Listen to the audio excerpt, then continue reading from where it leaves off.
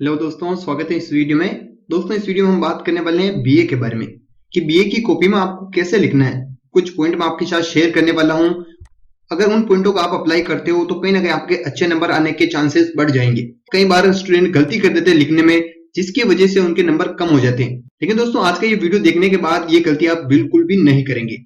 चलिए दोस्तों, जानते हैं कि आपको बीए की कॉपी में किस प्रकार से लिखना है। सबसे पहले तो हम जान देते हैं कि आपका जो पैटर्न होता है पेपर का, वो किस प्रकार से होता है। दोस्तों, पैटर्न की मैं बात करूं तो आपके सबसे पहले ए पा के आते हैं, यानी कि जो सेक्शन होता है ए, उसमें क्या होता है कि आपके छोटे क्वेश्चन आते हैं 10 2 नंबर के, यानी कि 20 नंबर का आपका जो ए सेक्शन होगा। ये आपके बीए, बीकॉम, बीएससी सभी का पैटर्न यही होता है, लेकिन इसमें हम बीए के बारे में बात करने वाले हैं। दोस्तों, इसके अलावा बी सेक्शन होता है, जिसमें क्या है ना, मीडियम साइज का आपके क्वेश्चन होते हैं। जैसे 5 क्वेश्चन हो गए 4 नंबर के, या फिर 4 क्वेश्चन हो गए 5 नंबर के, बात एक ही है। ये और टोटल हो गए आपके 20 नंबर के, यानी कि 40 नंबर के ए और बी दोनों सेक्शन आपके आते हैं। इसके अलावा सी सेक्शन एक और होता है, जिसमें होता है कि 3 क्वेश्चन आते हैं आपके 20 नंबर के, यानी कि 60 नंबर का ये सी सेक्शन हो गया। सबसे इंपॉर्टेंट सेक्शन ही यही माना जाता है। 100 नंबर का आपका पेपर हो चुका है।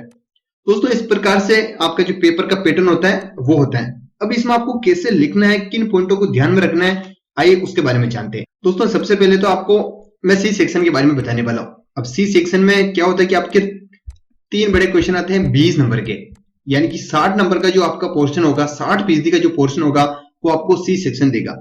इसमें आपको स्कोर करने के सबसे ज्यादा चांसेस होते हैं, क्योंकि क्वेश्चन एक बड़े होते हैं, जिसकी वजह से आपके चांस ज्यादा होते हैं कि आपके अच्छे खासे नंबर इसमें आ सकते हैं।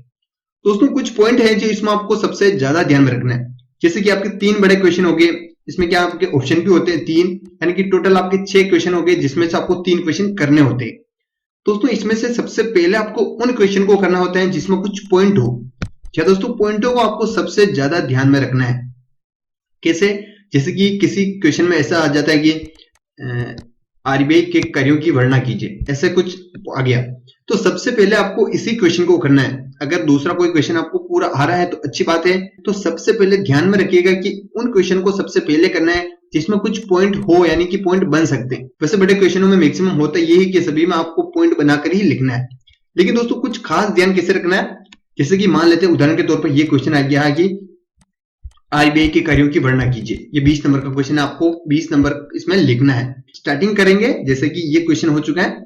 अब इसमें सबसे पहले क्या है ना कि आपको यहां से आंसर लिखना स्टार्ट करें। सबसे पहले आपको आरबीआई के बारे में थोड़ा सा अच्छा खासा लिखना है। दोस्तों, आरबीआई का क्या है, इसका स्थापना वगैरह, इसके बारे में आपको 2 से 3 लाइनों के बीच लिख देना है। उसके बाद क्या है ना कि आपको पॉइंट बनाने हैं। जैसे कि आरबीआई के जो भी कार्य हैं आपको आते हैं, तो यह आपका अपने हिसाब से भी बना सकते हैं। ऐसे करके आपको 7 से 8 या 5 6 जितने भी आपको आते हैं, वो सारे आपको पॉइंट ऐसे लिख देने। इसमें पहले सबसे पहले कुछ नहीं लिखना, केवल आपको आंसर में ऐसे पॉइंट को लिख देना है। उसके बाद क्या है ना कि एक पॉइंट को यहाँ से स्टार्टिंग का जो पॉइंट होगा उसे यहाँ लिखेंगे, सबसे पहले फर्स्ट नंबर लगा के, और फिर से उसको यहाँ लिखेंगे, और उसके बाद उसमें लिखना स्टार्ट करेंगे। आप अपने हिसाब से लिख सकते हैं। दोस्तों, पूरा का पूरा एज इट इज लिखना जरूरी नहीं है। जो कार्य होंगे आप अपने हिसाब से उसमें लिख सकते हैं, इतना कोई ज्यादा नहीं पड़ेगा। दोस्तों, ऐसे करके आपको सारे पॉइंटों के बारे में लिख देना है, और ध्यान रखना है कि पॉइंटों में ज्यादा ना हो। क्या दोस्तों, 2 3 ज्यादा से ज्यादा 3 से 4 लाइन तक आप लिख सकते हैं, उसे ज्यादा नहीं लिखे तो अच्छा है। इसके बाद थोड़ा सा और ध्यान रखने वाली बात है कि अगर आपको मान लेते कि पॉइंट नहीं आ रहे, जैसे किसी क्वेश्चन आपको है, तो हो सके कि उसके जो 3 से 4 लाइन स्टार्टिंग में जो लिखेंगे उस पर आपका सबसे ज्यादा फोकस होना चाहिए। दोस्तों, अगर वो लाइन आपने सबसे अच्छी लिख दी 2 या 3 लाइन की, तो आपके काफी ज्यादा चांसेस है कि आपके उस पर्सन के आपके अच्छे नंबर मिलेंगे। क्या दोस्तों, अगर आपने स्टार्टिंग की 2 या 3 लाइन अच्छी लिख दी, और आपको ऐसा ही करना है, बड़े क्वेश्चन में आपको 2 या 3 लाइन उस पर्सन के बारे में अच्छे से लिख देना है, ताकि कोई भी एग्जामर कॉपी चेक करते समय सबसे पहले 2 या 3 लाइन ही पढ़ता है, तो वो पढ़ेगा तो इफेक्ट जाएगा, और आपके जो नंबर है वो भी अच्छे आएंगे। बड़े क्वेश्चन की मैं बात करूं, आपको इसी का ध्यान रखना है। अब मान लेते हैं कि बी सेक्शन की बात करूं, तो बी सेक्शन में आपके जैसे 5 क्वेश्चन आगे 4 नंबर के, या फिर 4 क्वेश्चन आगे 5 नंबर के, ऐसे यूनिवर्सिटी में अलग अलग पैटर्न होते हैं। दोस्तों, आपको करना क्या है कि इसमें आपको ज्यादा बड़ा नहीं लिखना है। मैक्सिमम हो सके तो 1 पेज ही लिखे इसका। क्या दोस्तों, कई सारे स्टूडेंट सोचते हैं कि 2 या 3 पेज लिखूंगा तो सारे के सारे नंबर मिल जाएंगे, लेकिन ऐसा नहीं होता है। दोस्तों, किसी एग्जामर को पता है कि इसका आधा पेज का आंसर है, और आपने 3 पेज लिखे हुए, तो स्टार्टिंग में ही उसको कट कर देगा, आपके नंबर उसमें नहीं मिलेंगे। तो इस बात का जरूर ध्यान रखिए कि आपको ज्यादा नहीं लिखना है, जितना बोला उतना ही लिखना है। जैसे कि आपके जो 5 नंबर का कोई भी क्वेश्चन होगा उसको आपको एक पेज लिखना है और सेम इसी प्रकार से करना है। अगर कोई पॉइंट वाला कोई क्वेश्चन हो तो उसके पॉइंट पॉइंट आपको लिख देने। जैसे किसी के बारे में थोड़ा सा लिखना है और पॉइंट आपको लिख देने, उन पॉइंटों के बारे में ना लिखो तो अच्छा है। मान लेते कि आपको पॉइंट नहीं आ रहे तो आपको 2 पॉइंट लिख के उसके बारे में लिख देना है। 5 नंबर 4 नंबर के क्वेश्चन में आपको इतना ही लिखना है और ध्यान रखिए कि ज्यादा ना लिखे। दोस्तों इसके अलावा छोटे जो क्वेश्चन होंगे उसमें सबसे ज्यादा ध्यान आपको रखना है कि जो डेट वाले क्वेश्चन होते हैं, भाई किस डेट को क्या हुआ था, मान लेते कि उसके बारे में आपको नहीं पता है तो आप तुक्का ना मारे। या दोस्तों आपको ये कब मारना है ये मैं आपको बताता हूँ। सबसे पहले कि ए सेक्शन में आप देखेंगे, सबसे पहले मैं आपको लिखने के बारे में बता देता हूँ कि आपको पूरी की पूरी कॉपी कैसे लिखनी। स्टार्टिंग में आपको सबसे पहले क्या करना है कि पूरा का पूरा जो प्रश्न पत्र है उसको आपको अच्छे से पढ़ लेना है, क्योंकि कई सारे छोटे जो क्वेश्चन होंगे उसका आंसर आपको बड़े क्वेश्चन में मिल सकता है। ऐसा वैसे होता नहीं है लेकिन कभी कभी हो जाता है, तो ठीक है ना। सबसे पहले आपको सारे के सारे अच्छे से प्रश्नों को पढ़ लेना है। दूसरी बात कि सबसे पहले आप किन क्वेश्चनों को करना है, तो इस बात का जरूर ध्यान रखिए कि आपके जैसे कि ए सेक्शन, बी सेक्शन और सी सेक्शन है, तो ऐसा नहीं कि एक स्टार्टिंग में पहला नंबर बी सेक्शन का कर लिया, दूसरा ए सेक्शन का कर लिया, तीसरा सी सेक्शन का कर लिया। इस बात का थोड़ा सा ध्यान रखें कि मान लीजिए कि आपके सी सेक्शन को आप टारगेट करें, इसके आपके 2 क्वेश्चन आपको अच्छे से आ रहे हैं या थोड़े बहुत आ रहे हैं, इसका 1 आ रहा है और इसका 3 ऐसा कुछ आ रहा है। जैसे कि आपने स्टार्टिंग में सी सेक्शन के दोनों क्वेश्चनों को सबसे पहले लिख दिया और फिर बी सेक्शन के 1 क्वेश्चन 2 क्वेश्चन जो भी आ रहे हैं वो लिख दिया।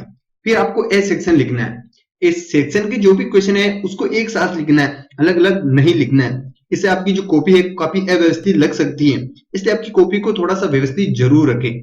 सबसे जैसे कि आपने सारे के सारे क्वेश्चन कर लिए और छोटे क्वेश्चन या बीच में से कोई क्वेश्चन छूट रहे हैं, आपको बिल्कुल भी नहीं आता है, उसमें आपको तुक्का तब मारना है सबसे आखिर में।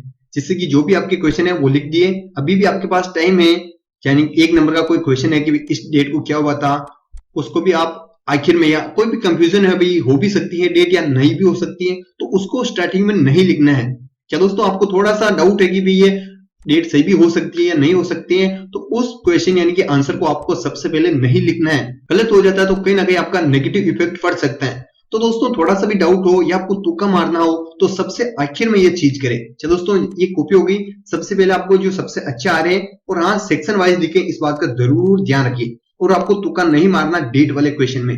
छोटे क्वेश्चन की ध्यान रखिए कि आपको तुक्का नहीं मारना। अगर कोई क्वेश्चन नहीं आ रहा तो छोड़ सकते हैं, उसके 2 नंबर के चक्कर में आपके जो बड़े क्वेश्चन है उसके नंबर भी कम हो सकते हैं। इसलिए आपका जो फोकस है वो सी सेक्शन पर होना चाहिए। सी सेक्शन में जो बड़े क्वेश्चन है उसके पॉइंटों पर होना चाहिए, उसके बारे में जो लिखना है उसके बारे में आपका फोकस होना चाहिए। तो इस बात का जरूर ध्यान रखें कि छोटे क्वेश्चन पर ज्यादा फोकस ना करें। अगर फोकस करना है, तुक्का मारना है तो आखिर में करें।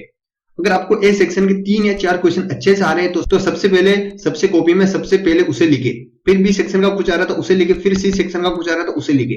मान लेते कि ए सेक्शन में आपका बिल्कुल खराब है तो सबसे पहले सी सेक्शन के 2 क्वेश्चन लिख दो, आपको अच्छे से आ रहे तो। मान लेते कि बी सेक्शन का आपके 2 क्वेश्चन सबसे अच्छे आ रहे तो सबसे पहले उन्हें लिख दो, लेकिन सेक्शन वाइज ही लिखें, इस बात का जरूर ध्यान रखें। और बड़े क्वेश्चन में पॉइंटों को अच्छे से लिखे, पहले सबसे पहले उसके बारे में अच्छे से लिखे, फिर पॉइंट, और फिर एक एक पॉइंट को उठा के उसके बारे में लिख देना है। तो दोस्तों ओवरऑल मैं जो समझाना चाहता हूं उसके बारे में आपको समझ आ गया होगा।